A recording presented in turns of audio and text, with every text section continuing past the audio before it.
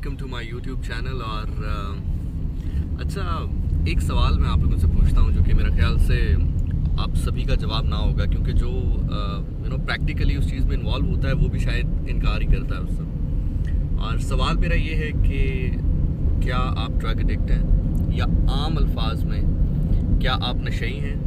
तो आप में से जितने लोग हैं सभी लोग ये कहेंगे कि नहीं जी, हम तो बिल्कुल कभी सिगरेट के करीब नहीं गए, कभी अल्कोहल के करीब नहीं गए, कभी बाकी जो इस तरह की तमाम तर लानतें हैं उनके करीब नहीं गए, अल्हम्दुलिल्लाह। तो फिर हम नशाई कैसे हुए? लेकिन मैं आपको बताऊं कि हमारा जो माशरा है या हम लोग जो हैं हम सभी नशाई हैं। अब अपनी स्टेटमेंट को थोड़ा सा वजाहत देने के लिए या थोड़ा सा आपको समझाने के लिए मैं आपको बताता हूँ कि जब आप नशा करते हैं या कोई भी ड्रग एडिक्ट आदमी होता है, या आप किसी भी जो मेडिकल से रिलेटेड शख्सियत है, या आप खुद भी रिसर्च करना चाहें, तो आपके माइंड में, आपके दिमाग में एक ट्रायंगल शेप की जगह है जहाँ पर एक केमिकल मौजूद होता है जिसको हम डोपामिन कहते हैं। और जब कोई भी ऐसा शख्स जो कि ड्रग एडिक्ट होता है, चाहे वो उसका नशा कुछ भी हो, कुछ लोगों को पैसे का नशा होता है कि पैसा ज़्यादा आ जाए तो उनको सुकून मिलता है, अल्कोहल, फिर और इस तरह के जितने भी मामला हैं जिनको हम ड्रग्स कहते हैं हरफ आम में।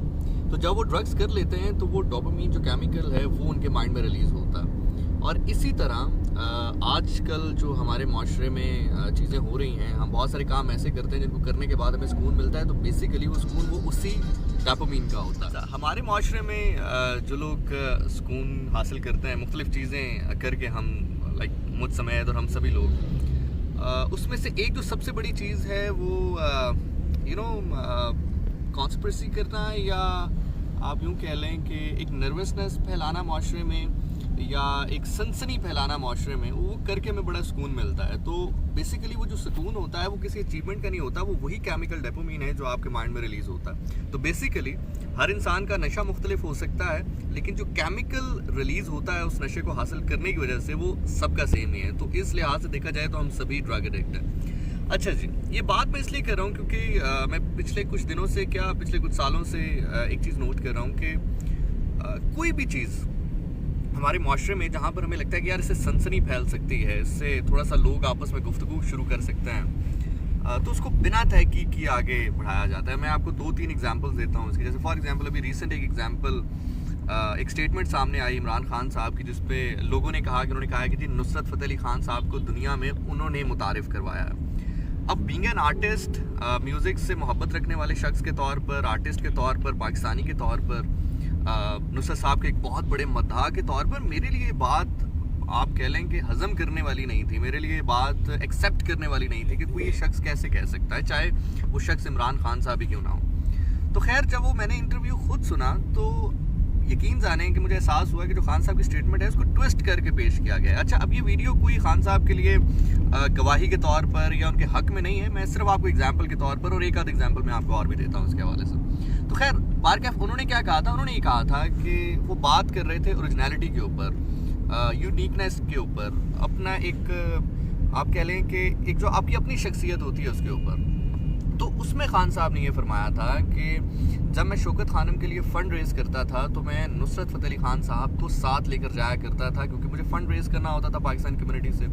तो उस दौर के जो बड़े बड़े सिंगर्स थे, जो कि पॉप स्टार्स थे, वेस्ट के सिंगर्स थे, उन्होंने जब नुसरत साहब को सुना तो वो नुसरत साहब के फ़ैन हो गए, क्योंकि नुसरत साहब की एक अपना पर्सोना था, उनकी एक अपनी कह लें शख्सियत थी।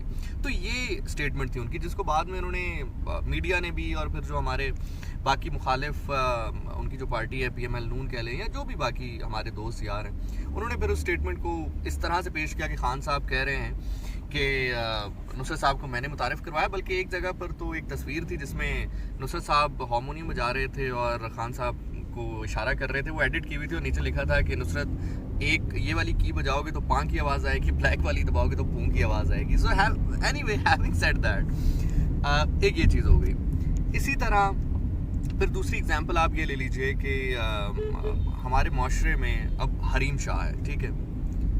बेसिकली मैं हमेशा कहता हूँ कि हरीम शाह जैसे जो किरदार होते हैं, ये कैफियत है, ये कभी भी किसी पे तारी हो सकती है, ये कोई शख्सियात नहीं होती। बहरहाल, हैविंग सेड दैट, जब तक वो टिकटॉक बनाती थी, हमें ये एतराज़ तो हम उन्हें कहते थे कि बाजी तो बट्टा ले लें, शादी कर लें, निकाह कर लें, अल्लाह आपकी नसीब अच्छे करे। अब कल परसों न्यूज़ आई है कि उन्होंने शादी कर ली है, तो अब उनकी शादी के ऊपर मीम्स बनाए जा रहे हैं कि भाई शादी कर ली है, 900 चूहे खा के बिल्ली हज पर चली गई, ऐसे हो गया वैसे हो गया। तो बेसिकली वो हमारा जो डोपामाइन है वो रिलीज़ नहीं हो रहा।